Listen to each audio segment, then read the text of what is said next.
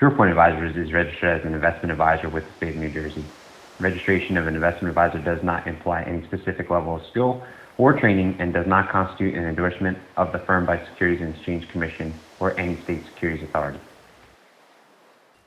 Welcome to another episode of SurePoint Advisors Financial Roll Call with James Fay. We are 10-8 in service. This is a podcast for law enforcement by law enforcement. I am James Fay. I'm a retired law enforcement officer and now financial advisor with SurePoint Advisors. I'm focused on helping law enforcement officers make educated financial decisions that will directly affect their retirement. I truly believe that this podcast will help accomplish that. All right, today's topic, we're going to delve a little further into estate planning. In the past, you heard from Michele Clark. Michele gave a great brief overview of the three pieces of paper that we like to see our law enforcement officers have when it comes to estate planning: your will, your power of attorney, and your living will. So today we're going to really talk about the will itself, or the last will and testament is what it is called. I was fortunate enough to have Michele back on again the podcast. So Michele returned, and we did an interview earlier in the week, and I want you to hear from Michele. Welcome to another episode of SurePoint Advisors Financial Roll Call with James Fay. We are 10-8 in service. This is a podcast for law enforcement by law enforcement. Michele Clark joins us today on the podcast, and Michele has been on before. Welcome, Michele. How are you? Good. Thank you for having me again. Sure. For those of you that don't remember, Michele was on one of the last podcasts. We spoke about the three important pieces of estate planning that we like to see in place, which is your will, your power of attorney, and your living will. So Michele did a great job in giving us a brief introduction to those three pieces of paper that we like to see our law enforcement officers have. We brought Michele back today to specifically go over the will, or the last will and testament, as you are called. So Michele, maybe you can tell our listeners what a last will and testament is and how it works. Sure. So the last will and testament is the main document that has to be filed with the court when we're talking about probate.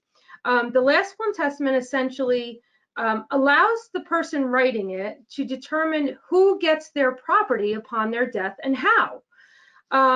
So in other words, if somebody writing a last will and testament says, I want my property to skip my spouse and go right to my children, you have the ability to do that when you create a last will and testament. The last will and testament basically deals with all probate property. Probate property is the property that is in the decedent's own individual name. So like a motor vehicle that's in the name of the decedent, real estate in the name of the decedent, bank accounts in the name of the decedent. Those are considered probate property. One of the key things that the last will and testament does is allows the decedent to pick fiduciaries who are going to help distribute the property upon their passing, meaning they will pick an executor who will administer the estate. If that executor, by the will, once it gets probated, has then legal authority to do what they need to do to round up the assets, pay the debts, distribute the money. Another key thing is guardians of minor children.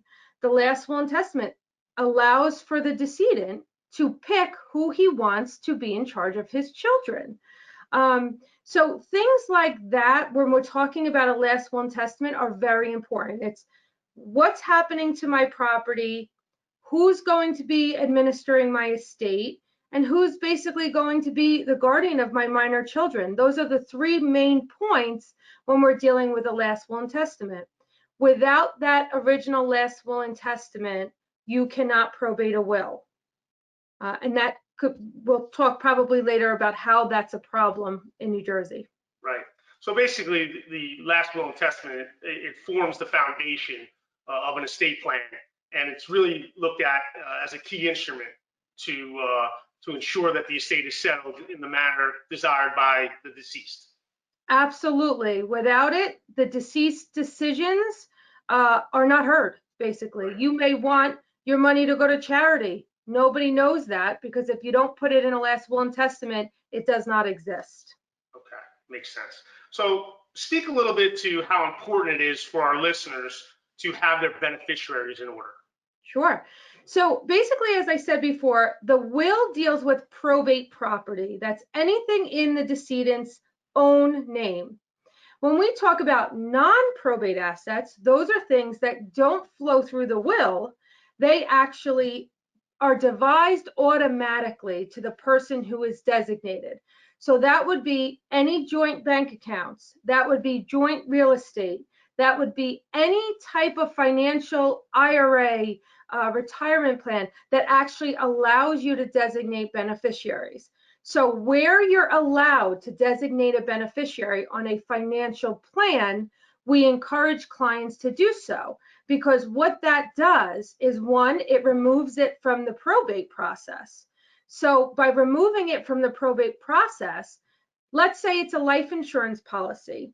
When you designate a beneficiary, it becomes a non-probate asset. It avoids probate altogether, and the life insurance company will send the designated beneficiary paperwork, fill it out, you send it back, and you get a check for whatever the amount is. Right. That's different if you don't designate a beneficiary on those policies. Then it becomes a probate asset, and then the life insurance company will write a check to the estate, and then you have to wait till the will is probated, you have to wait till the debts are paid, you have to wait till the administrator can file an accounting, which can take a year. There are a whole bunch of things, so the money is really delayed. So Right. we always tell clients, where there's a policy, a financial plan, anything where we can designate a beneficiary, do so now, because it avoids probate and you get your loved ones get their money much quicker. Sure. So by designating the beneficiary, you're streamlining the process. And again, like you just said, you'll get the money quicker. That's correct.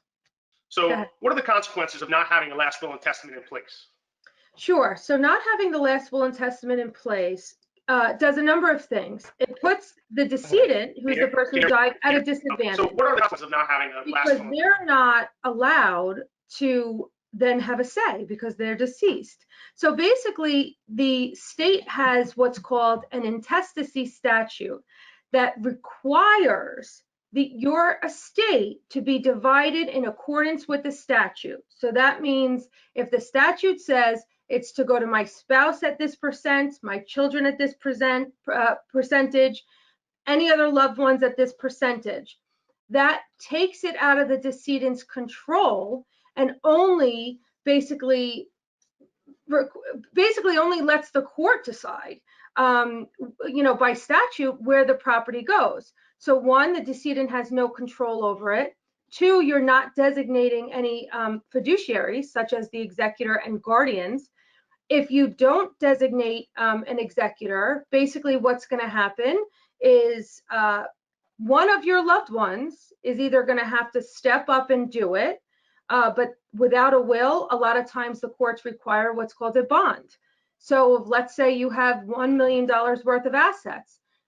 Without a last will and testament, the administrator is the person we call the executor without having a last will and testament, will have to be bonded for that, which means they're going to have to pay premiums on a bond insurance policy. So that's one of the major disadvantages of not having a last will and testament. It's taking money directly out of your loved one's pockets, because they have to pay this bond premium. Two, guardians of minor children. The court's going to decide using a best interest standard. What the court may think is the best interest of your child, you may not agree with. So it's super important that you have the will in place so that you can make all these decisions. Where does my property go? How is it going to be distributed? Who's going to be in charge of my estate and my children? So those sort of things, without that will, you lost the say to do that, basically. Okay, great. That was a great answer, and I think that will definitely get some people call to action, right? People to respond to that and Right. understand that it's important to get these things in place. So, last question for our listeners: why is it important to seek professional help when you're writing a will? A lot of people try to do it on their own, and I think they can run into a little bit of a problem here. So, if you could just Yeah. speak to that real quick, that'd be great. Sure. One of the major things where clients are misguided, they can get a form right online and do it themselves. What's missing there is the key component of legal advice. Most of the time when clients come and sit down with me, I have a very lengthy discussion about what they have. How do they want it devised? Is there any way we can, any tax saving mechanisms we can put in place? How do we protect for the future in terms of long-term care and things like that? So that's number one. When you're doing just a form and not using a lawyer, you don't get that legal advice attached to what you're doing. Second, basically, when we're talking about wills that are done not by a professional, the incidence of it not being correct increase. So if you do a last will and testament and it's not what we call self-proving, or it doesn't have the key components of a last will and testament that need to be, put in there, then the will can be deemed invalid by the court. So if it's deemed invalid, it's as if you didn't even write one.